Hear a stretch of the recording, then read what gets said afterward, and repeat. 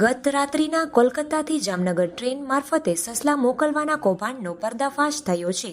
જામનગરના જીવદયા પ્રેમીની સતર્કતાને કારણે કૌભાંડ ખુલ્યો હોવાનું સામે આવ્યું છે, જેમાં રેલવે પોલીસ દ્વારા લોખંડની જાળીવાળા બોક્સમાં 80 સસલાઓની હેરાફેરી ઝડપાઈ છે. ટ્રેનમાં હેરાફેરી સમયે 8 જેટલા સસલાઓના મોત નીપજ્યા હતા. રેલવે પોલીસ દ્વારા ઓપરેશન સસલા પાર પાડવામાં આવ્યું છે. નમસ્કાર, મારું નામ આશુતોષ પાઠક છે. અમે આજ છેલ્લા 12 વર્ષથી જીવદયા અને ગૌરક્ષાની એક્ટિવિટી જામનગર અને ગુજરાતમાં આખા શહેર રાજ્યમાં અમે કરી છે. આજે અમને સાંજે 5:30 એવી બાતમી મળેલી હતી. અમારા બેન છે વ્યાસબેન, એમને મને બાતમી આપેલી કે અમદાવાદથી આવું કન્ટેનર કોઈ કે જે ઇલીગલ જ હોઈ શકે, આવું કન્ટેનર કોઈ લીગલ ના હોઈ શકે એવું વાઇલ્ડ એનિમલ કે જે રેબિટ બહુ જ મોટી સંખ્યામાં અને નાના પાંજરામાં અમદાવાદથી જામનગર ઇમ્પોર્ટ કરી રહ્યા હતા.